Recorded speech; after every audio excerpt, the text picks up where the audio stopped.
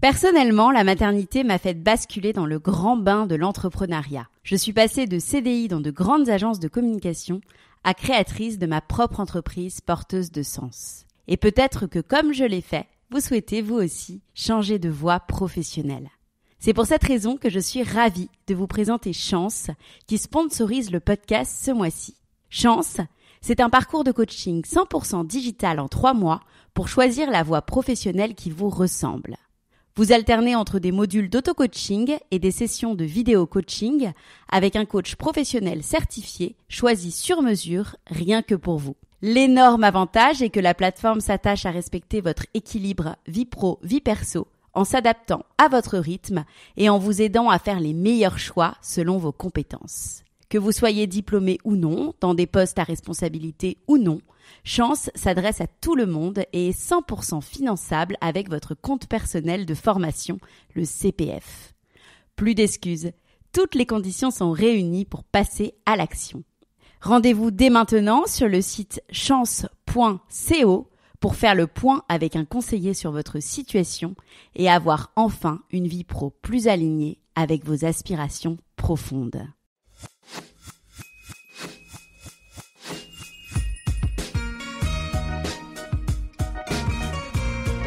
Bonjour et bienvenue sur l'Aléa, le podcast pour maximiser le potentiel de votre vie. Artiste, entrepreneur, aventurier, sportif, thérapeute, coach, chaque semaine vous trouverez les parcours, les témoignages ou les conseils de personnes inspirantes aux profils et expériences variés. Ma mission ? Vous guider dans vos cheminements, votre épanouissement et la poursuite de vos rêves, quels que soient les aléas que vous pourrez rencontrer. Je suis Laura Pouliken et dans la vie, je chéris les valeurs de l'audace, de la curiosité et du partage. Aujourd'hui, je suis fière de recevoir Lydie Castel sur le podcast. Numérologue reconnue, Lydie démocratise cette science en créant plusieurs outils tels la numérologie stratégique, en donnant des conférences et en écrivant des livres dont Numérologie, votre année personnelle, et dernièrement, je découvre le potentiel de mon enfant par la numérologie.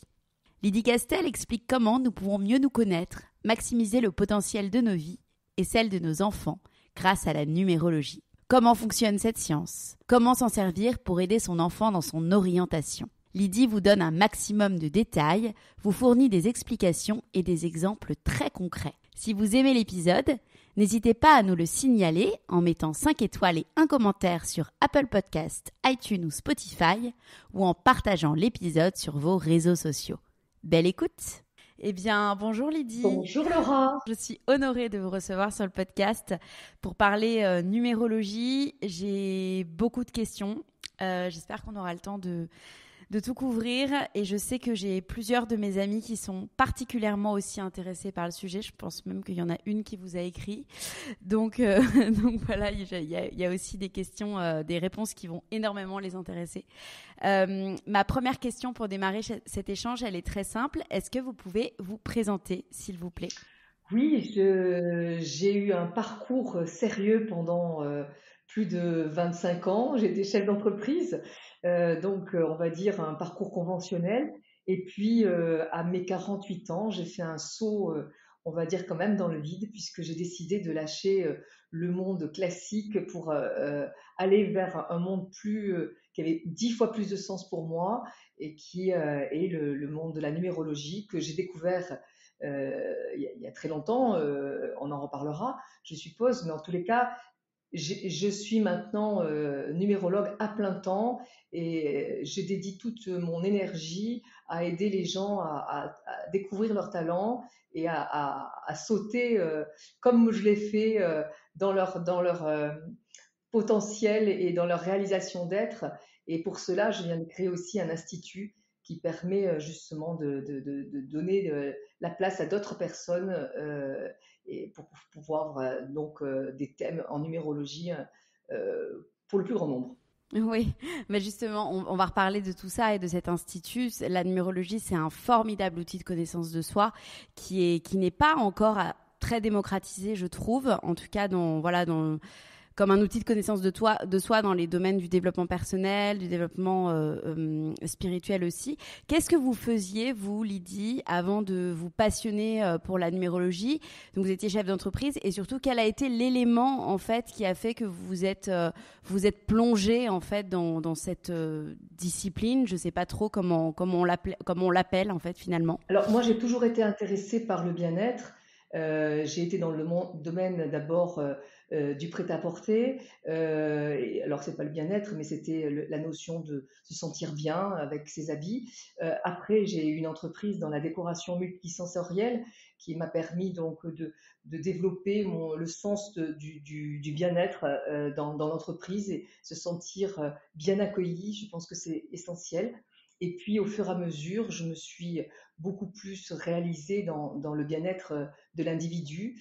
Et ce qui m'a permis de sauter le pas, en fait, c'est une succession d'épreuves dont la plus difficile a été la perte de ma sœur, qui a fait une rupture d'anévrisme et qui, en quelques secondes, m'a fait prendre conscience que la vie s'arrête des fois à un claquement de doigts et que il faut en profiter parce qu'elle est riche, elle est belle, elle a des épreuves, on a envie des choses difficiles, mais elle peut nous permettre de nous épanouir et il n'y a que nous qui puissions décider à un moment donné de dire, bah, allez, je vais être en vérité avec moi et les épreuves sont là souvent pour nous aider à prendre les vraies bonnes décisions en fait. Complètement. Et pourquoi la numérologie finalement? Est-ce que vous connaissiez? Est-ce Pas du que... tout. C'est mon mari qui est médecin à l'époque, qui était médecin, qui avait une de ses patientes qui consultait un numérologue et qui, pour toutes ses grandes décisions, consultait et piqué par la curiosité, il lui a demandé de faire son thème à ce monsieur et il a été saisi par la pertinence. Donc, il m'a offert pour mes 25 ans, donc vous voyez, ça date. Et et du coup, moi qui a un côté assez cartésien, eh bien, je suis vraiment, j'ai été séduite par cet outil juste incroyable. Et comme j'ai un côté assez matheux, j'aime bien tout ce qui est rationnel. Ce qui m'a beaucoup plu dans la numérologie, c'est la notion de calcul, de nombre, d'addition. Voilà, il n'y avait pas quelque chose qui était totalement vaporeux. C'était voilà, des calculs. Et puis surtout, ça s'appuie sur tous nos prénoms, notre nom de naissance, notre date de naissance.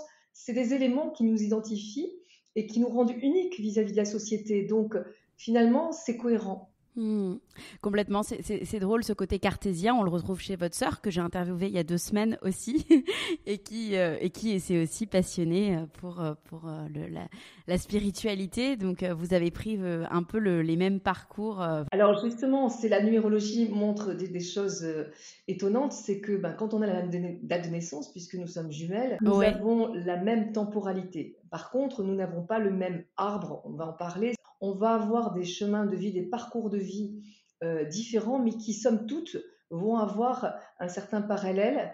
Et donc, on a eu des parcours qui se sont évidemment orientés dans des directions très différentes. Mais au final, on se retrouve sur des chemins c'est ça, identiques, enfin, même si on n'a pas du tout la même façon de voir les choses bien sûr. et le même caractère, on va avoir un appétit pour une appétence plutôt pour des sujets évidemment qui se rapprochent, bien sûr. Exactement, exactement. Avant de rentrer dans le vif du sujet et de parler de cet outil stratégique de vie, si vous deviez rapidement définir ce que c'est la numérologie pour ceux qui n'en auraient jamais entendu parler ou très très vaguement et son origine. Alors, moi, j'ai tendance à résumer la numérologie en disant c'est 2000 ans de statistiques. Voilà. Et l'avantage, c'est que nous faisons partie d'un système solaire qui est organisé de façon circulaire. Donc, les planètes tournent autour d'elles, du Soleil. Et en fait, qui dit cercle dit répétition automatiquement. Et donc, il y a des éléments qui reviennent sans arrêt. La preuve, nos saisons. Eh bien, après le printemps, il y a l'été, après l'été, il y a l'automne. Et quand on dit qu'après l'été, il y a l'automne, on n'est pas en train de faire de la voyance. On est en train de dire juste, on a remarqué qu'après l'automne, il y a l'hiver. Et ça, c'est de façon systématique. Par contre, chaque hiver n'est pas le même. Il y a des nuances. Eh bien, il en va de même pour notre vie. Il y a des répétitions. Et le premier grand scientifique à s'être intéressé à cette dimension symbolique des nombres, c'est Pythagore, qui disait que en fait, pour comprendre le monde, il fallait s'intéresser aux mathématiques qui organisent le monde et à la symbolique des nombres, et que c'est comme ça qu'on allait comprendre le monde et l'être humain. Voilà. Donc la numérologie, en fait, s'appuie sur des additions, sur des éléments qui nous rendent uniques, et grâce à ces additions, on va construire ce que j'appelle moi métaphoriquement un arbre de vie, et avec donc chaque individu a ses propres nombres, et avec ces nombres, on va dégager une symbolique qui est toujours la même pour tout le monde. On pourra faire un petit récap d'ailleurs rapidement si vous voulez tout à l'heure. Oui. Et ça permet de comprendre du coup nos dons, nos talents, ce pourquoi on est venu ici-bas en fait. Mmh. Et vous l'appelez justement outil stratégique de vie pour le dissocier finalement des arts divinatoires comme le tarot. Enfin, si vous l'avez appelé ainsi, c'est aussi une volonté finalement de l'introduire à un monde plus cartésien. Totalement, c'est-à-dire que dans l'inconscient collectif, la numérologie est souvent considérée justement comme un art divinatoire, ce qui est une totale erreur. Et comme je l'ai dit, Oui. quand on dit que après le printemps, il y a l'été, on n'est pas en train de faire la divination. En fait, je pourrais aussi résumer la numérologie en disant que c'est de la météorologie. C'est-à-dire que si je vous dis Laura, demain il va faire beau temps, il vous est conseillé, il va y avoir 30 degrés, d'aller à la plage. Ça ne dit pas que vous allez à la plage. Peut-être que vous allez rester chez vous en train de faire un Scrabble avec des amis. Donc, en aucun cas, ça va dire ce qu'on va faire. Ça va donner des indications, par contre, très pertinentes sur la meilleure orientation à donner à sa vie si on veut gagner en efficacité. Et donc, je l'ai appelé une numérologie stratégique pour bien expliquer que c'est pour devenir stratège de sa vie. C'est-à-dire que quand on connaît la Oui. météo, ben c'est plus facile de se dire ben, je reste au port parce qu'il va y avoir une tempête, ou alors je sors mon bateau Oui. parce que la mer est calme. Voilà, donc c'est de la stratégie pure. D'accord. Alors, comment ça fonctionne j'ai écouté plusieurs interviews de vous. Donc, chaque lettre ou nombre peut être réduit en chiffres de 1 à 9 afin de calculer, en fait, la force vibratoire d'une date de naissance, d'un nom ou d'un prénom. C'est bien C'est ça? super bien dit, exactement. En fait, C'est ça. c'est alors pour les nombres, c'est facile, on les additionne. Si on Ouais. tombe sur 23 par exemple, eh bien 2 et 3 ça fait 5, donc on va réduire tous les nombres pour qu'il n'en reste plus qu'un. Par contre, il va y avoir 3 cas de figure qui sont les maîtres nombres. Il en existe donc 3, 11, 22 et 33. Et quand on tombe sur ces maîtres nombres 11, 22 et 33, on ne les réduit pas parce qu'ils ont une dimension un peu particulière. On verra, vous allez voir. Et puis, il y a aussi les lettres. Et là, les lettres, on va leur donner une place dans l'alphabet parce que chaque alphabet est organisé. On ne dit pas dans l'alphabet Z, H, A, X, R. On dit A, B, C, D, E, Oui. F. Donc, l'alphabet est organisé et du coup, on va pouvoir leur donner une place. A, c'est 1, B, c'est 2, C, c'est 3, et ainsi de suite. Et quand on va tomber par exemple sur Z, qui fait 26, 2 et 6, ça fait 8. Donc, la lettre Z est une valeur 8. Et donc, on va prendre chaque D'accord. prénom, chaque nom, et on va faire correspondre à chaque lettre sa valeur numérique et on va additionner pour qu'il n'en reste plus qu'un nombre, en effet. D'accord. Et aujourd'hui, vous avez créé un arbre pour rendre accessible la numérologie, mais pour découvrir surtout, en fait, finalement, nos 7 clés qui nous permettent de maximiser le potentiel de notre vie. Est-ce que vous pouvez me parler, m'expliquer concrètement ce que c'est cet arbre et comment on peut s'en servir? En fait, il a été découvert que la psyché humaine comprend mieux la dimension symbolique des choses que les belles explications. Donc, c'est pour ça que d'ailleurs que l'hypnose fonctionne très bien et tout un tas d'outils qui va utiliser des choses qui sont de l'ordre de l'image. Donc, expliquer à quelqu'un que à l'intérieur de lui, il y a comme un arbre et que cet arbre personnel, il faut le chouchouter, il faut bien le nourrir pour qu'il grandisse avec harmonie. C'est facile de le comprendre. Un arbre, vous le plantez, vous ne vous occupez pas de lui, vous ne lui donnez pas d'eau, pas de soleil, je peux vous dire qu'il va avoir une triste mine. Eh bien, c'est pareil pour nous, et on apprend en numérologie quelles sont nos deux racines principales, notre tronc et notre objectif de vie. Les racines, ce sont nos dons et talents. On va apprendre avec les branches comment on agit, l'écorce, comment l'image que je renvoie, les feuilles, quels sont mes besoins affectifs, les fruits, quels sont mes besoins de réalisation. Donc ça fait 7 clés. Et puis il y a aussi ce que j'appelle la dynamique de vie, qui n'est pas une clé, mais comme la sève de l'arbre, qui va être une conséquence, c'est-à-dire que si je nourris bien mon arbre, ma sève va circuler à merveille dans mon arbre. Donc ça, c'est une métaphore qui permet d'identifier de façon simple la complexité d'un être humain, parce que nous sommes des êtres ultra complexes. Et résumer l'individu à dire cerveau droit, cerveau gauche, c'est fort sympathique, mais c'est tellement réducteur. Oui, Et donc, nous ne bien sommes sûr. pas binaires, nous sommes complexes. Nous avons des ambivalences, tous. Nous avons des éléments en nous qui nous contrarient, etc. Et on est souvent notre plus grand ennemi d'abord. Donc, ce qui est important, Mhm. c'est de comprendre qui on est au travers de ces 7 clés pour comprendre nos besoins vitaux. Voilà, des points non négociables avec nous-mêmes. Voilà. Pour ça, on s'occupe donc de tout l'arbre et en particulier de ce que j'appelle le triangle fondamental. C'est ces deux fameuses racines et ce tronc qui, à eux trois, constituent un triangle qui est le socle de notre arbre. Et chacune, nous devrions connaître tous notre triangle fondamental avec ses caractéristiques, ses qualités, ses défauts pour pouvoir apprendre à jouer avec soi-même plutôt que contre soi. En quoi aujourd'hui dresser ces profils, finalement, ça peut aider, que ce soit les membres d'une même famille voilà, moi je pense j'ai mon mari, j'ai ma fille. Je pense à des employés d'entreprise. En quoi finalement, voilà, comment ça peut agir, comment ça peut aider? En fait, c'est une question de respect. On ne peut respecter les gens que si on connaît. Si par exemple, Laura, je décide d'embaucher quelqu'un, de vous embaucher vous par exemple, et que Oui. je vous dise, bah, Laura, voilà, on va travailler dans un open space et tous les jours, voilà, il y aura énormément de monde, on va parler, etc.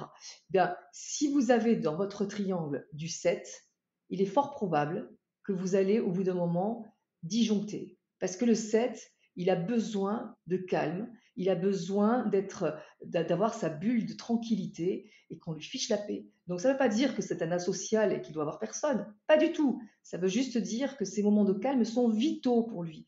Et donc, faire en sorte de connaître ces caractéristiques, c'est merveilleux parce que ça permet déjà de respecter l'autre tel qu'il est et du coup de pérenniser la relation, de se dire finalement, par exemple, je vais vous donner un exemple personnel. Chez nous, nous sommes donc mon mari, moi et nos 2 enfants qui sont grands, hein, eh bien, nous avons tous une caractéristique d'avoir ce côté assez autonome. Nous sommes très autonomes avec une grande capacité à agir et décider. Et pour s'amuser, mon mari dit souvent, chez nous, il y a 4 généraux, il n'y a pas de soldats. D'accord? Donc, on Hmm. pourrait dire, ça va jamais marcher ensemble. S'il y a 4 généraux et qu'il n'y a pas de soldats. Oui. Eh bien si. Pourquoi?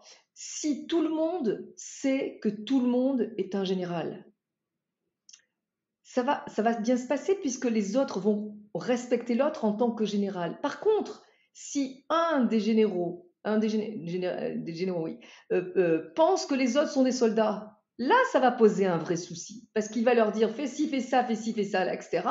Et les généraux, les autres, ils vont dire non, non, mais tu te prends pour qui là? Oh. Donc, en fait, Ah oui. le bon fonctionnement entre nous, Il n'y a pas d'histoire de compatibilité. Pour moi, j'y crois pas, la notion de compatibilité. C'est une erreur de penser ça. La compatibilité, c'est juste respecter l'autre tel qu'il est. Si vous dites à un chêne, s'il te plaît, est-ce que tu pourrais être un pommier? Vous le respectez pas. Si vous Ouais. demandez à un bouleau d'être un Mm. bambou, vous le respectez pas. Donc, le respect, c'est ce qui garantit le vivre ensemble. Voilà. Et donc, dans le management de l'entreprise, comme dans la vie à titre personnel dans une famille, elle passe automatiquement par la compréhension de l'autre dans sa singularité. Et pour faire beaucoup de thèmes d'enfants, très souvent, les gens me disent: ah, mais j'avais pas compris ça de mon enfant. Je comprends mieux pourquoi il est comme ça. Je Ouais. comprends. Le nombre de parents qui vont, par exemple, le 5, quand il n'est pas suffisamment nourri, va avoir un côté très éparpillé. Le nombre de parents qui me disent: oh là là, mais elle m'insupporte, elle commence tout, elle finit rien, elle est éparpillée dans tous les sens, etc. Et je dis: mais c'est ça, c'est son don, c'est son talent, elle a besoin de variété, c'est ce qui va faire qu'elle sera adaptable en toute situation. Le chômage, elle connaîtra jamais parce qu'elle a le don d'adaptation. Et donc, ne détruisez Ouais. pas ce qui est une qualité et ne la mettez pas comme si c'était quelque chose de négatif. Voilà. Et donc, c'est hyper important de comprendre comment est fait la personne pour la Mm. respecter. Ouais, ouais. On va revenir sur les enfants. Vous avez écrit un livre sur le sujet en plus, et moi, ça me touche particulièrement en tant que maman. Je me suis amusée sur votre site internet. Vous proposez un outil qui permet de créer son propre arbre. Pour ceux qui nous écoutent, est-ce qu'on peut dire quelques mots donc, sur les grandes énergies en fonction des 9 nombres et des 3 maîtres nombres, qui sont le 11, le 22 et le 33? Par exemple, moi j'ai mon arbre, par exemple, et celui de ma fille sous les yeux. Si on peut parler peut-être de quelques grands nombres. Juste pour préciser, pour les auditeurs, si vous voulez, vous allez donc sur le site numérologie stratégique ou sur le site ICERN, icerns.com, et c'est gratuit. Je précise parce que j'investis dans cet outil. Je ne garde rien, aucune notion n'est comptabilisée. C'est totalement généreux et gratuit. Et donc, vous pouvez calculer en respectant les consignes, pas d'accent, etc. Et après, alors ce que je propose, c'est de faire un aperçu rapide pour pas qu'il y ait des frustrés et vous donner peut-être deux, trois mots-clés pour chacun. Donc, pour ceux qui ont du 1, les mots-clés, c'est l'autonomie, l'agir et la décision. C'est-à-dire qu'il faut laisser absolument les êtres qui ont du 1 être leur propre chef et agir et décider. Et quand on a un enfant, ben, il faut lui laisser aussi cette part-là parce que c'est essentiel.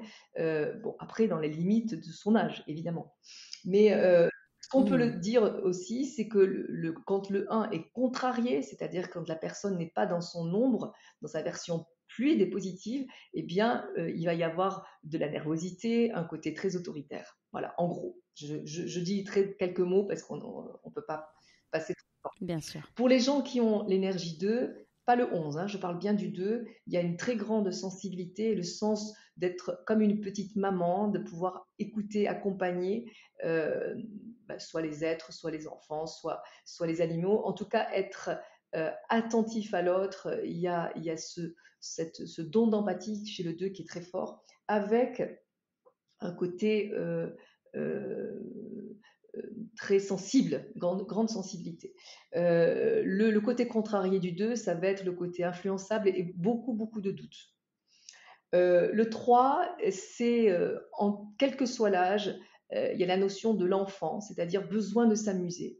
Et beaucoup d'individus qui ont du 3 ont absolument besoin de s'amuser en tout temps, quel que soit le métier, même s'il est très sérieux, comme Barack Obama qui a du 3. Et donc, besoin de s'amuser, c'est-à-dire d'avoir plusieurs jouets pour avoir cette sensation de plaisir qui est essentielle pour le 3. Et le 3 va avoir un grand besoin de s'exprimer, de communiquer. Et l'expression peut être aussi bien physique, comme Nadal, que euh, manuelle, en faisant par exemple des massages, ou verbale, en faisant de la radio par exemple. Le côté contrarié Ouais. du 3, ça va être la tristesse et le manque de concentration. Le 4, c'est le nombre du travail, de l'organisation, de celui qui a besoin de s'occuper, de s'appuyer sur des méthodes et d'avoir un grand besoin de sécurité et de fiabilité en termes d'environnement. C'est très très important quand un enfant a du 4 de lui apporter ce cadre parce que quand il a, derrière, il peut partir à la conquête de lui-même. Mais la sécurité est essentielle chez lui, ce besoin de sécurité. C'est un des nombres les plus courageux en termes de travail. En contrarié, on va avoir les peurs et les blocages. Champion du monde des peurs et du blocage, le 4. Mais bon, je donne tout un tas d'outils pour pouvoir dépasser ça, bien sûr.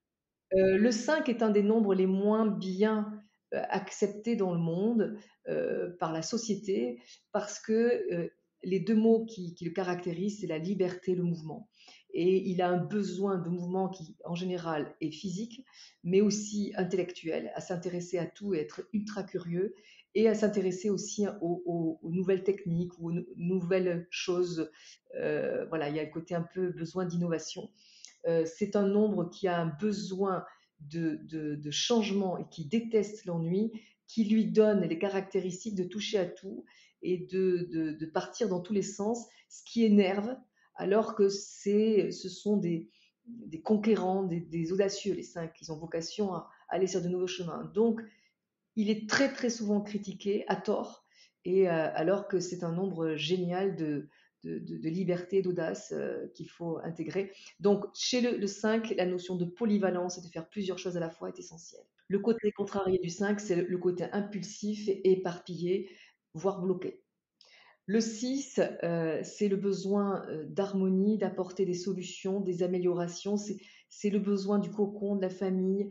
Vraiment, il y a une notion de douceur et d'être, d'apporter des solutions, de guérir. On les appelle les soignants, c'est pas pour rien.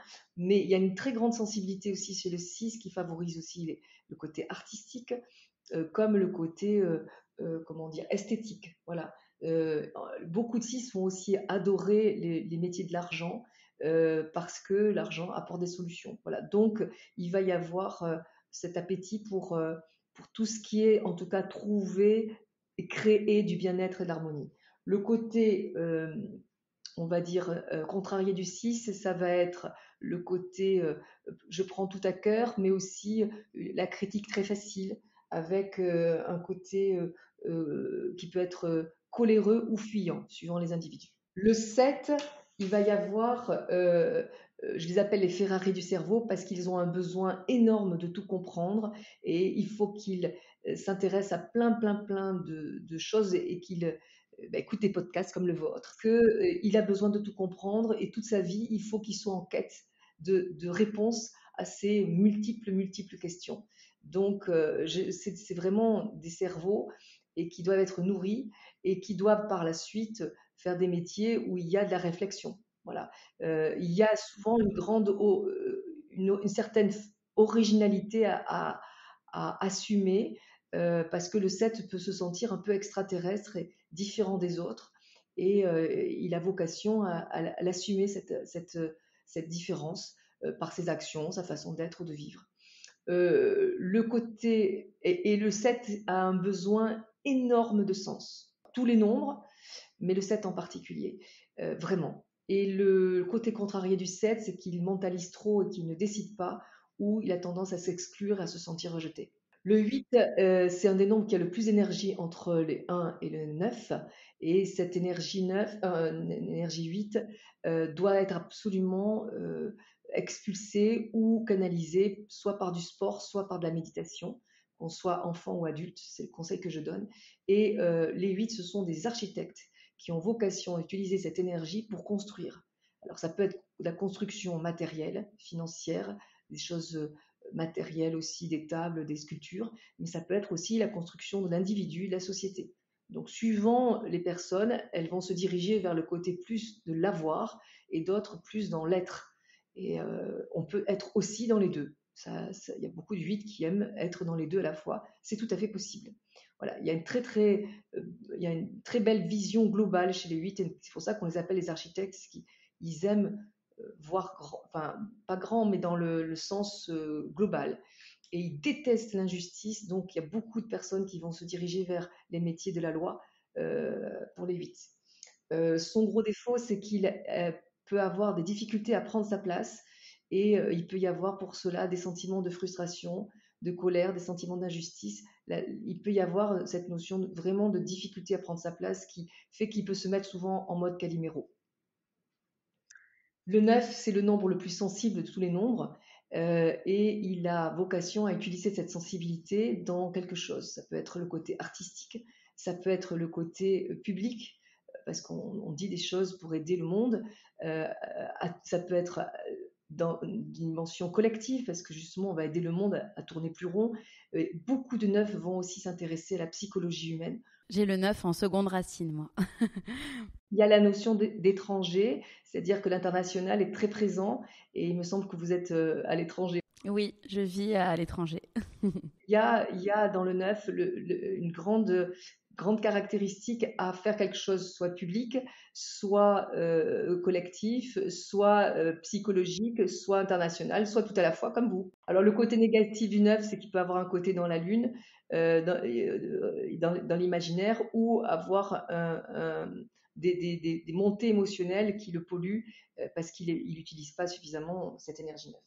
Et après, il reste les maîtres nombres, 11, 22, 33. Alors, le 33, généralement, je dis que c'est un super 6, c'est-à-dire que c'est un super soignant et il doit mettre son intuition et son énergie au service de quelque chose d'un peu plus grand que lui pour pouvoir apporter des solutions et du bien-être. Et les 11 et 22 sont des nombres vraiment très très puissants, le 22 étant le plus puissant de tous. En termes d'énergie, je parle, potentiel, c'est-à-dire que la personne le déploie à ce moment-là, et en termes d'intuition et de magnétisme. Donc, cette énergie et cette intuition doivent être mises au service, évidemment, du collectif pour essayer de faire des choses plus grandes que soi, dans l'énergie de chaque nombre. Donc, le 11, 1 et 1, ça fait 2, donc dans l'accompagnement des gens, des êtres, des situations, des mentalités de la société. Et dans le 4, qui aime construire pierre à pierre dans la construction de la société. Dans les 7 clés, on voit première racine, deuxième racine, tronc, écorce, branche, feuille, fruit. Chaque chiffre ou nombre a le même niveau d'importance? Non, c'est-à-dire que tout ce qu'on va trouver dans le triangle, c'est des éléments essentiels et vitaux. Et si je nourris bien mon triangle, ma dynamique de vie circule bien, c'est-à-dire ma sève, et du coup, ça donne un potentiel de bien déployer tout le reste de son arbre. Maintenant, les fruits, c'est très important parce que c'est son besoin de réalisation et c'est quelque chose qui, plus on vieillit, va avoir de l'importance. Donc le tronc et les fruits, je les associe tous les deux très souvent main dans la main parce que c'est des deux notions essentielles dans un arbre. Les feuilles, c'est important aussi, c'est des besoins affectifs. Mais bon, on ne peut pas faire sans affectif. Mais si vous voulez, le triangle, c'est vraiment fondamental, c'est la base de son arbre et la dynamique de vie, c'est vraiment... En numérologie, on parle aussi de cycle de vie au nombre de 3. Est-ce que vous pouvez m'expliquer de quoi il s'agit et comment composer avec ces derniers? En fait, donc, nous avons notre arbre qui nous donne nos dons, nos talents, besoins de réalisation, etc., qui vont nous donner donc des éléments de compréhension sur notre personnalité. Une fois qu'on se connaît bien, on va devoir décider de sa vie. Dans sa vie, notre arbre personnel, il ne flotte pas dans la stratosphère comme ça, il est dans un environnement. Et cet environnement, il est constitué d'éléments liés à notre date de naissance. Donc, quand on a, en numérologie, il y a plusieurs éléments qui vont déterminer les différents climats de notre vie. Et une caractéristique d'une partie du climat, c'est ce qu'on appelle les cycles.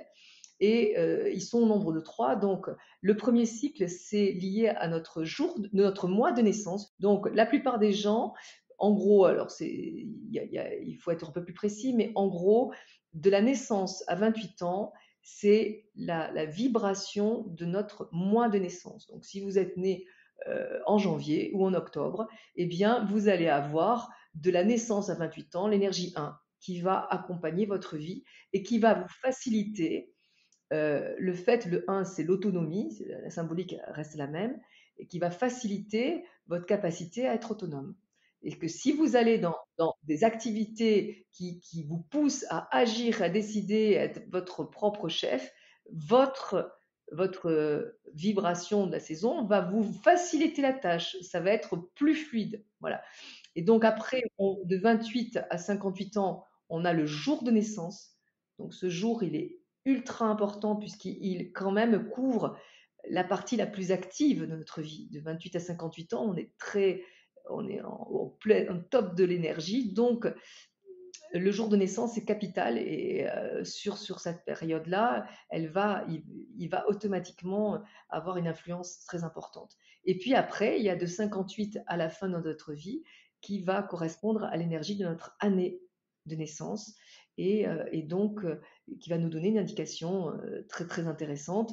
Admettons les gens qui ont une année enfin, qui sont nés sur une énergie 5, par exemple, et ben ce 5 va accompagner de 58 à la fin. Et souvent, j'explique que vous avez beaucoup de chance parce que le 5 garantit une certaine verdeur physique et intellectuelle si on est dans cette énergie 5, c'est-à-dire dans le mouvement, qu'on ne se mette pas en mode parenthèse, feu de cheminée, plan-plan, etc. Si on est dans cette énergie 5, les gens qui ont du 5 eh bien, vont vieillir moins vite que les autres. Et ça, c'est un lien avec l'année personnelle ou c'est encore différent? Oui, c'est très différent en fait. Là, on est sur des éléments macro. Après, ce plan de vie, comme on l'appelle, va être rythmé par des années personnelles. C'est comme si vous vouliez, notre plan de vie, c'était une chanson, et puis on va avoir eh bien les notes qui vont constituer la chanson. Eh bien, l'année perso, c'est les notes, si vous voulez. Vous voyez? Donc, il va y avoir des notes différentes et elles vont rythmer avec selon un cycle de 9 ans, 1, 2, 3, 4, 5, 6, 7, 8, 9, et après 9, ça fait 10, donc ça fait 1, et on recommence, 2, 3, 4, 5, 6, 7, 8, 9, etc.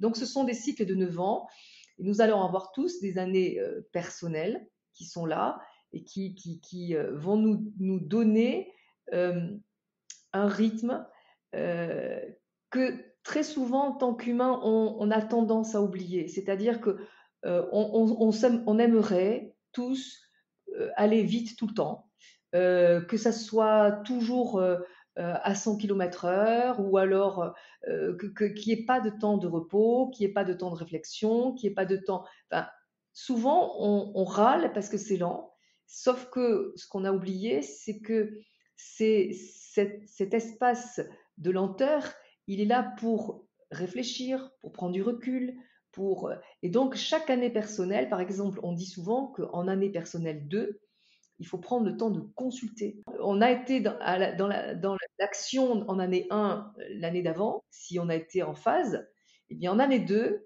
eh bien il faut justement se poser et consulter, demander de l'aide. Dis donc, alors je pensais faire ça, mais qu'est-ce que tu en penses? Mais tiens, je pourrais faire ça, et tu crois pas que... Voilà, demande. Et quand on prend conseil en année 2, eh bien l'année 3 est une année de création et d'éclosion, et ben ça facilite l'éclosion justement. Et cette année personnelle, pardon, on la calcule comment? Alors, c'est très simple. Il faut prendre le tronc de votre arbre, donc juste le jour et le mois, pas l'année. Et on va additionner à l'énergie de l'année universelle en cours, par exemple. Donc 2022, nous sommes sur une énergie 6. Et donc, il suffit si par exemple quelqu'un a un tronc 1, en additionnant son jour et son mois de naissance. Par exemple, la personne est née le 10 septembre. Ben, ça fait 19, ça fait 10, ça fait 1. Bon, eh bien, 1 plus 6 de 2022, ça fait 7. Eh bien, cette personne est en année personnelle 7. Et cette année personnelle, malgré ce qu'on peut lire à droite à gauche, elle commence le 1er janvier et elle finit le 31 décembre. Il y a certaines personnes qui disent que l'année personnelle commence à la date anniversaire, ce qui est totalement une erreur. Pourquoi? Parce que moi, j'ai fait énormément de travaux, et si vous voulez, si la numérologie stratégique aujourd'hui a autant de succès, c'est parce qu'elle s'appuie sur un travail colossal qui a été fait de vérification, d'organisation, de simplification, et surtout de voir si ça marche, si pourquoi, de comprendre. Il y a un vrai travail de recherche. Et en fait, quand moi j'ai appris l'année personnelle, j'ai appris que ça commençait à partir de la date anniversaire. Et je me suis dit, tiens, est-ce que ça tient la route ou pas? Et en fait, c'est très simple.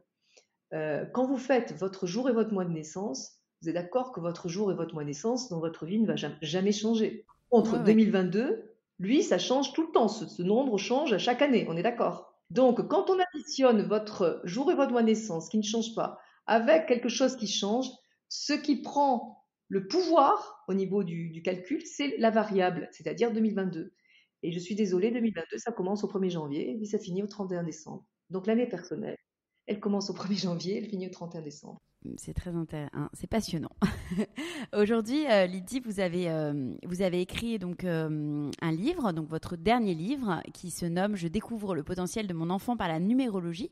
Pourquoi cette envie de livre? Ben parce que justement, dans l'inconscient collectif, les gens considèrent que la numérologie n'est pas forcément sérieux. Et moi, je fais avec mes travaux, je démontre que c'est un outil ultra sérieux, qu'il n'y a pas l'équivalent pour moi de trouver un outil aussi simple, aussi accessible et qui va s'appuyer sur des éléments tangibles, votre date de naissance, vos prénoms et noms, et qui soit aussi pertinent. Donc, le premier objectif, c'est de vulgariser l'outil et de le rendre accessible à tous. Donc ça, c'est la première chose. Et puis après, c'est de comprendre qu'en fait, les enfants, pourquoi ils n'auraient pas le droit de se, comment dire, pourquoi ils seraient obligés de se tromper systématiquement et d'attendre 50 ans? Si on peut les aider, et surtout aider les parents à connaître leur enfant et de les regarder de façon neutre, sans projection, sans y mettre son émotionnel, ses peurs, ses blessures, et le regarder tel qu'il est pour qu'il puisse s'épanouir, c'est merveilleux. Nous, on a 2 enfants qui sont des artistes, les deux. On est, nous, tous les deux, issus, mon mari et moi j'ai un bac scientifique comme mon mari, il a été médecin, moi j'étais entreprise, donc on est tous les deux cartésiens, on a 2 enfants artistes. Pourquoi ils sont artistes? Parce que quand on a vu leur thème et que quand ils nous ont dit qu'ils voulaient aller dans cette direction, c'était tellement évident, on a été derrière eux et du coup on les aide à aller dans la direction de leur don. Et ben ça permet aux gens d'être mieux plus vite. Et c'est quand même le but, c'était ça, quoi, tout simplement. Tellement, et tant de parents, justement, veulent que leurs enfants correspondent un peu à leurs idéaux et du coup ne respectent pas forcément leur choix, que ce soit artistique, pour qu'ils réalisent leurs propres rêves en fait de parents qui n'ont pas réalisé que c'est encore plus important de calculer ces thèmes pour les enfants. Est-ce que finalement, l'arbre est identique? C'est la même façon de calculer pour les enfants que pour les adultes? Exactement. C'est qu'on peut faire le thème numérologique d'un enfant de 3 mois, si l'on veut, puisqu'on n'a pas besoin de le questionner, cet enfant. On n'a pas besoin il y a certains outils où on est obligé de questionner pour pouvoir faire le profil type.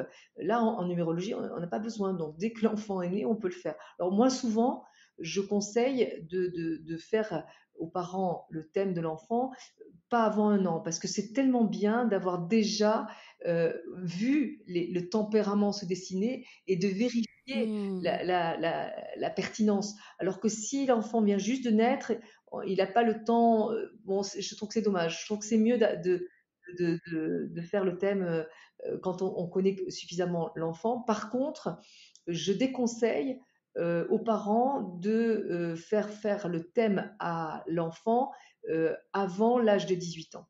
Pourquoi?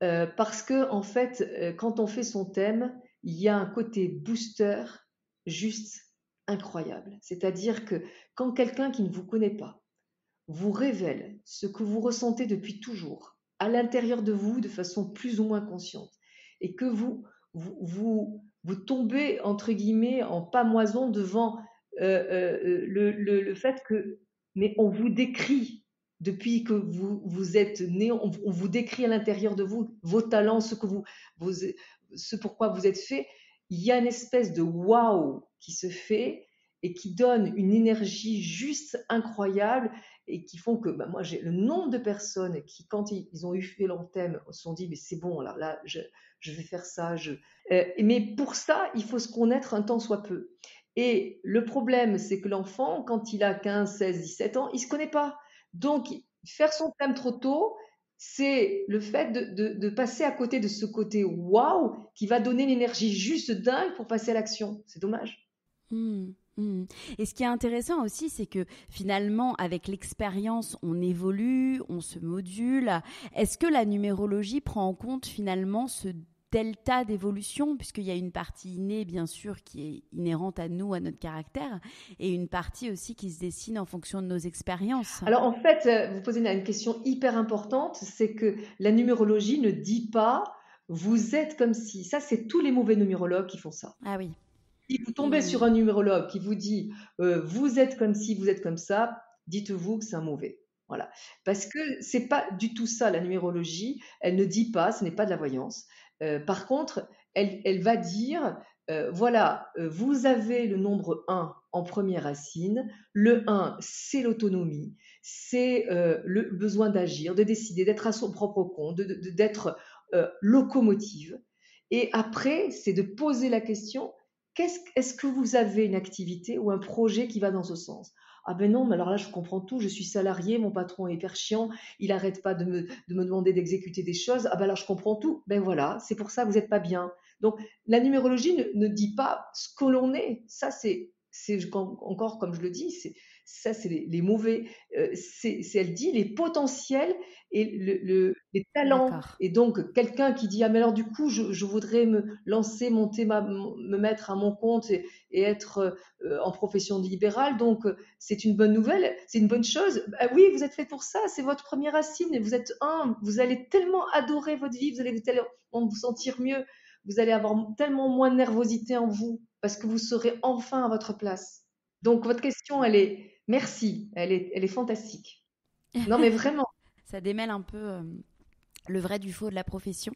Vous, d'après vos années d'expérience, à combien vous mesurez aujourd'hui le degré de concordance entre la numérologie et les personnalités qui sont face à vous? La numérologie ne dit pas ce qu'on est, elle dit notre potentiel. Je dirais par contre que, franchement, et un sondage Ipsos en 2017 disait que 49% des Français considéraient qu'ils étaient à côté de leur vie professionnelle. Honnêtement, je suis sûre que si on s'amusait à faire un sondage aujourd'hui, après la série des Covid, je dirais qu'il y a au moins plus de 50 personnes qui sont à côté de leur vie professionnelle, à côté de leur arbre. C'est-à-dire qu'ils ne nourrissent pas leur arbre aujourd'hui, qui sont contrariés et qui ne sont pas en adéquation avec leur talent et quand du coup ils sont fatigués, ils sont malades, ils sont en burn-out, ils sont en dépression, ils sont malades. Tout ça sont l'expression d'un corps qui crie je suis pas dans mes baskets, je suis pas aligné avec moi-même, je Ouais. suis pas en vérité avec moi-même. D'où, ben, moi je trouve que euh, apprendre en 2 heures sur l'ICERN, pour 150 €, on peut faire son thème avec un professionnel de numérologue que j'ai certifié, que j'ai appris à avoir la bonne posture justement par rapport à ce que vous disiez. Pour 150 €, 2 heures de sa vie, on peut faire un bilan complet de ses dons, ses potentiels. Aujourd'hui, il n'y a pas l'équivalent. Un bilan Hmm. de compétences, c'est 40 heures. Ça n'a rien à voir. Enfin, je veux dire, et c'est tellement, tellement pertinent que ça. Moi, je pense que ça devrait être pour tous les chômeurs, ça devrait être offert Ah oui. systématiquement. Hmm. C'est un Oui, outil tellement, tellement incroyable. Ne serait-ce que déjà, le nombre de personnes exactement. qui me disent avec le premier livre, numérologie, ou le quatrième, numérologie, le potentiel de mon enfant, par la numérologie, tellement de gens qui me disent, mais ça match incroyable. J'ai des témoignages de mamans qui me disent, je je viens de renouer communication avec mon fils, ma fille, parce que j'ai compris que il était dynamique de vie, machin, etc. Donc je me suis amusée, par exemple, dynamique de vie 3. Donc je me suis amusée à mettre du ludique entre nous. Et ben du coup, tout s'est décoincé. Ouais, bien sûr, la communication, l'orientation aussi, j'imagine. Il est pertinent, j'imagine, d'amener son ado ou de le faire pour son ado, puisque vous aviez dit pas à partir de 18 ans, de consulter un numérologue pour l'aider en fait dans son Tout à orientation. fait. Alors, ce qu'on va proposer au sein d'ITERN, ça va être des ateliers, justement pour les ados, pour les prébac, pas sous forme d'un thème en face à face, comme on fait avec les adultes, mais sous forme plus ludique, sous forme d'atelier. Et là, il y aura plusieurs et ça permettra de connaître, de montrer les dons, les talents de chacun. Et ça, on va le mettre en place très prochainement. Hmm. Hormis l'orientation, il y aurait d'autres moments peut-être dans la vie d'un adolescent ou d'un adulte pour aller consulter un numérologue? En fait, dès qu'on se pose des questions sur son orientation et quand on est un petit peu perdu, quand on paraît ou alors tout simplement parce qu'on a un projet et qu'il nous manque le petit go qui fait qu'on n'ose pas passer à l'action et donc des fois, il nous manque juste quelque chose qui me dit: «Mais j'y vais pas, j'y vais pas» et le fait d'avoir, des éléments qui sous forme de preuve en fait. C'est quand vous avez des nombres qui vous disent bah, c'est l'heure de faire ça et que vous dites ah mais donc j'ai raison. Le nombre de personnes qui me disent mais alors donc j'ai raison d'aller là. Je dis bah oui allez-y à fond. Oh, mais ça me donne patate de Hmm. dingue j'y vais. Voilà et donc c'est plus dans soit je suis perdue, je suis complètement paumée, je sais plus quoi faire. Soit j'ai un projet mais j'hésite encore, soit je suis pas bien en ce moment, dans mon métier, je sens qu'il faut que je change, mais j'en suis qu'au début, donc j'ai besoin d'en savoir plus sur moi. Voilà, ça arrive à tout moment. Et puis après, je vais avoir des personnes qui ont trouvé l'outil tellement pertinent, qui chaque année veulent connaître l'ambiance de l'année avec les grands enjeux majeurs de leur année personnelle pour être le plus efficient possible. Et ça donne une capacité de stratégie. Si vous saviez le nombre de chefs d'entreprise qui, euh, qui sont beaucoup plus efficaces parce que ils tiennent compte des vibrations qui entourent, mais voilà, c'est passionnant. Mais on est chef d'entreprise dans notre vie, Hmm. donc il faudrait. Enfin, moi, je ne saurais pas faire sans aujourd'hui, sans mon année personnelle, Hmm. bien sûr. Mais je pense que quand on a découvert, de toute façon, on peut plus C'est s'arrêter, vrai. hein. Euh, la numérologie, c'est un outil de développement personnel finalement au même titre que l'astrologie. On parle énormément également d'astrologie comme outil de connaissance de soi. Est-ce qu'il y a des ponts aujourd'hui entre la numérologie et l'astrologie ou ces deux sciences complètement différentes? Alors, ce sont deux sciences qui sont complètement différentes, enfin deux outils complètement différents. Il y en a plein d'autres outils aussi pertinents. Et moi, j'estime que quand ces outils sont bien faits, on arrive strictement au même résultat. Et beaucoup de mes clients qui ont tendance à consulter certains avec un astrologue et un numérologue me disent ah c'est rigolo, tiens c'est exactement la même chose que m'a dit mon astrologue. Voilà donc normalement, on arrive exactement, quand un thème numérologique est bien fait et un thème astrologique est bien fait, on arrive exactement au même endroit. Il y a ce que j'apprécie dans la numérologie que je pense qu'il n'y a pas parce que je ne connais pas bien l'astrologie. Il y a dans la numérologie un outil de connaissance de soi, donc de compréhension de soi-même. Il y a un outil qui permet la numérologie permet aussi de voir la dimension de nous-mêmes quand on est contrarié par rapport à, enfin pas quand on est contrarié, mais quand on n'est pas en phase avec nous-mêmes. Et ce qui est, je trouve, particulièrement utile, c'est que ça donne aussi des outils. Et donc, ça donne à la fois un diagnostic, je dirais, en même temps des conseils. Donc, c'est complet. Voilà. Après, il y a une dimension qu'on appelle l'influence 12 qui viendrait de l'astrologie. Et donc, il y aurait un pont dans un domaine bien particulier de la numérologie qui viendrait de l'astrologie, puisque l'astrologie compte 12 éléments, alors qu'en numérologie, on en compte 9. C'est juste une toute petite parcelle, mais il y a un pont et je trouve ça cohérent que nos anciens se soient intéressés à différents outils et qu'ils aient su les faire se corréler. Donc, ça me paraît normal en tout cas. Bien sûr. Avant de poser les petites questions que je pose toujours à la fin de l'interview, j'ai une dernière question. On connaît l'importance aujourd'hui de la mémoire cellulaire, de l'héritage génétique et du transgénérationnel dans la constitution d'un individu.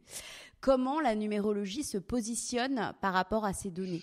Alors la numérologie, elle parle de mémoire familiale, c'est-à-dire que nous avons des héritages qui sont effectués, que nous faisons, et il y a le moyen de constater ces héritages. Les 4 mémoires familiales que nous avons, c'est 13, 14, 16, 19. Et donc, suivant les calculs que l'on va faire dans notre date de naissance, mais aussi dans nos prénoms, dans notre nom, etc., eh bien, on va avoir des mémoires familiales qui vont apparaître, une de ces 4, et elles vont expliquer des comportements qui sont induits par des héritages familiaux, dans le côté transgénérationnel. La numérologie dit que quand on a ce genre d'héritage, eh bien, on peut faire en sorte de s'en libérer, d'essayer de rompre ces chaînes-là. Et donc, elle va donner des différents outils par rapport à ça. Mais on peut aussi tout à fait prendre conscience de ces mémoires familiales et trouver d'autres outils comme l'hypnose, le FT, le MDR pour pouvoir s'en libérer. Voilà. Donc mais évidemment qu'on n'est pas issu d'un chou ou d'une rose et que on ne vient pas de rien. Et c'est votre sœur qui parle beaucoup de tous ces sujets. Merci beaucoup, Lydie, pour toutes ces réponses si enrichissantes. Je vais finir par des petites questions. L'idée, c'est d'y répondre rapidement. Une maxime que vous aimez beaucoup et que vous voudriez nous partager. Alors, je dirais ce qui ne nous tue pas nous rend plus forts. Parce que je trouve que la vie, de temps en temps, nous met par terre. Et c'est pour donner espoir aux gens qui vivent quelque chose de difficile et de dire, dans l'épreuve que vous vivez, eh bien, il va y avoir derrière une promesse qui va vous faire que derrière, vous serez plus fort et vous pourrez être plus en phase avec vous-même. Voilà, donc accrochez-vous. Je dirais même, j'ai une autre maxime que j'aime bien par rapport à l'échec, parce qu'en France, la notion d'échec est très très ancrée dans notre tête. D'ailleurs, on l'a appelé le syndrome de la dictée dans notre livre L'intuition et si on l'écoutait vraiment, toujours chez Erol. Et le syndrome de la dictée, c'est quoi? C'est si je vous demande je vous fais faire une dictée, Laura, et qu'il y a 200 mots, si vous trompez sur 20 mots, eh bien, en France, on va vous mettre 0 sur 20. Et donc, le syndrome de la dictée, c'est de dire, peut-être que ça serait mieux de valoriser la réussite plutôt que les fautes et de dire 180 sur 200. Tellement mieux. Oui. Ben oui. Donc, et face à ça, du coup, la plupart des Français ont peur de l'échec, puisque c'est l'échec qui est mis en évidence. Et donc, je dirais, alors je crois que c'était, qui c'est qui l'avait dit, mince, je crois que c'est Nelson Mandela, je ne perds jamais ou je n'échoue jamais, soit je gagne, soit j'apprends. Voilà, donc ça aussi, c'est pour donner l'espoir aux gens qui vivent soi-disant un échec. Il n'y a pas d'échec. Oui, il y a un cadeau derrière. Il y a un apprentissage. Il y a un apprentissage. Exactement. Même si c'est dur à réaliser sur le moment, mais... Sur le moment, on ne le voit pas et on voit rien. Mais l'avantage du temps, c'est qu'il nous permet après de prendre le recul nécessaire, de se dire, oh, mais finalement, grâce à ce burn-out, mais grâce à lui, j'ai fait ça, etc. Voilà. Et à chaque fois, il faut un peu de temps et parfois beaucoup de temps pour comprendre que il y avait finalement dans l'épreuve aussi un bénéfice. Il y avait ça aussi. Ouais. Surtout quand on se dit qu'on choisit finalement nos blessures pour évoluer, pour apprendre, pour se remettre en question et pour comprendre. Si aussi on se dit ça, je pense que Moi, c'est... j'aime pas trop dire ça. C'est une façon de mettre toute la culpabilité sur la personne, mais moi, je dirais que c'est plus l'univers qui nous donne des opportunités de grandir et qu'il faut le prendre comme ça. C'est pas forcément nous qui décidons de tout, parce que sinon, bah, c'est double peine en fait. Quel livre conseillerez-vous, hormis les vôtres? Alors, le préféré de tous, c'est le livre d'Eckhart Tolle, Le pouvoir du moment présent, ou la mise en pratique du moment présent, que j'aime énormément et que je conseille de lire uniquement si vous le sentez et que si vous commencez à le lire et que vous n'accrochez pas, posez-le, c'est pas le moment. Mais c'est un livre d'une telle puissance et très très très dense qu'il faut le lire lentement, mais il a transformé ma vie. Il y a un autre livre qui a transformé ma vie il y a longtemps, mais je pense que c'est sympa aussi. C'est le livre de Christelle Petit-Colin, Je pense trop. Pour ceux qui ont tendance à avoir l'impression que leur cerveau pense énormément. J'ai adoré ce livre et, euh, et donc il m'a aidé à comprendre plein de choses et valoriser certaines choses que je pensais qui étaient négatives. Donc je l'aime beaucoup. Et il y a un autre livre aussi que je conseille énormément dans mes cours, c'est Secret de famille, mode d'emploi de Serge Tisseron, qui est un petit livre, mais que j'aime beaucoup parce que d'abord ultra simple, enfin très accessible, et surtout il explique que quand on a lu son livre, plus jamais on fait un secret de famille. On parle, on dit les choses. Que voilà, ça serait mes trois livres. Une leçon que vous auriez apprise, intégrée et qui pourrait servir à nos auditeurs. Euh, Derrière chaque épreuve, il y a une opportunité de grandir. Voilà. Donc vraiment, et, euh, et un petit conseil aussi, euh, il n'y a rien qui pousse sur le champ de la culpabilité. C'est-à-dire que nous, les femmes en particulier, nous avons une tendance à culpabiliser sur tellement, tellement, tellement de choses. Parce qu'on a envie de travailler, qu'on n'a pas envie d'être mère au foyer, parce que on a envie de faire telle chose, etc. On est tout le temps en train de culpabiliser, alors qu'on est toutes des Wonder Woman à faire plein de choses à la fois. Et ben flûte, voilà. Et j'en ai marre de la Ouais. culpabilité qui est tout le temps. Alors je dis pas qu'il faut pas être attentif, etc. Bien évidemment, mais vous savez, les doutes, ça apporte quelque chose de positif parce que on va consulter. Les peurs, ça apporte quelque chose de positif parce qu'on va travailler plus en profondeur. Mais la culpabilité, il y a rien, ça apporte rien, du poison, c'est tout. Voilà. Donc voilà, pouvoir dire aux gens, ben oui, on a fait une bêtise, bon, mais on assume, on est responsable, mais on fait les choses en fonction de la conscience que l'on a sur le moment. Donc arrêtons tout le temps de culpabiliser. Voilà. Donc voilà, c'est les deux choses que j'aime bien dire aux gens parce qu'on est dur avec soi en général. Ouais, c'est vrai. Et ma dernière question, Lydie, que vous évoque l'expression maximiser le potentiel de sa vie? Ben, c'est en fait utiliser ses dons, ses talents, pour faire quelque chose qui a du sens pour soi. C'est maximiser le potentiel, c'est faire en sorte que euh, je suis le plus en vérité avec moi-même parce que je fais des choses qui ont vraiment du sens pour moi.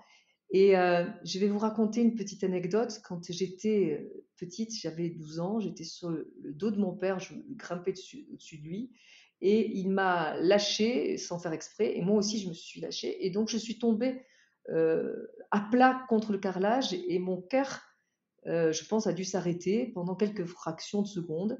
Bref, j'ai vu ma vie défiler en quelques fractions de secondes, et je me souviens très très bien à ce moment-là, m'être dit, ça y est, c'est fini, et juste pas de peur, pas de douleur, pas de tristesse. C'est juste, j'ai eu un mot qui est arrivé, ah, déjà, dommage.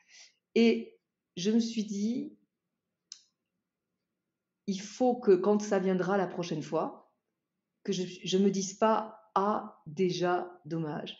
C'est-à-dire que ce qui est important, c'est de faire toutes les choses que l'on peut, de nos rêves, et maximiser les potentiels de sa vie, c'est déjà connaître ses potentiels et pour faire en sorte de leur donner la possibilité de les utiliser pour être en phase avec sa vie, avec sa vraie nature, et parce que c'est ça qui donne du sens à la vie, tout simplement. Merci infiniment, Lydie, pour toutes ces leçons, pour toutes ces choses que vous nous avez apportées pendant 1 heure de temps. Merci infiniment. Alors souvent, beaucoup de personnes me demandent comment on peut se former. J'ai énormément de questions par rapport à ça. Quand c'est que je peux avoir un rendez-vous?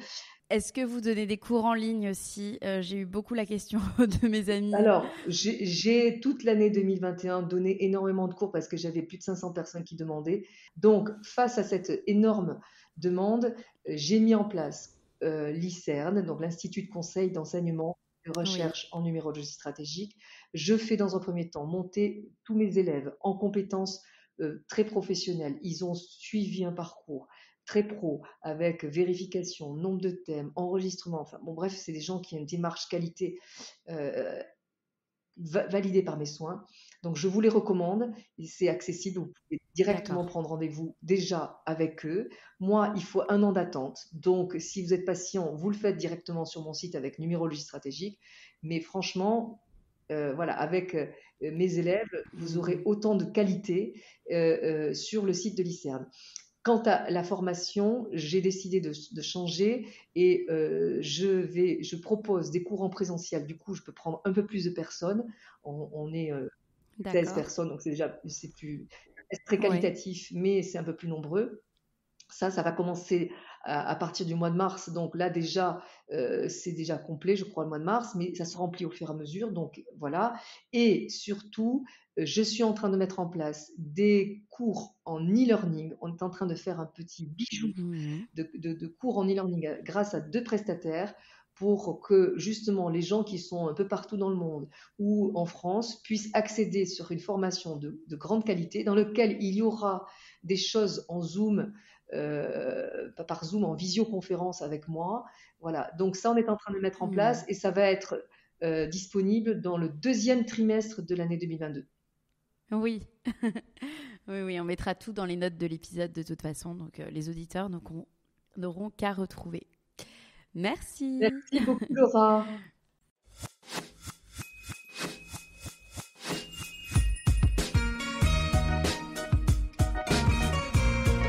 Cet épisode est maintenant terminé. En espérant qu'il vous ait plu, je vous donne rendez-vous maintenant sur le compte Instagram lalea.podcast pour découvrir les coulisses de l'interview.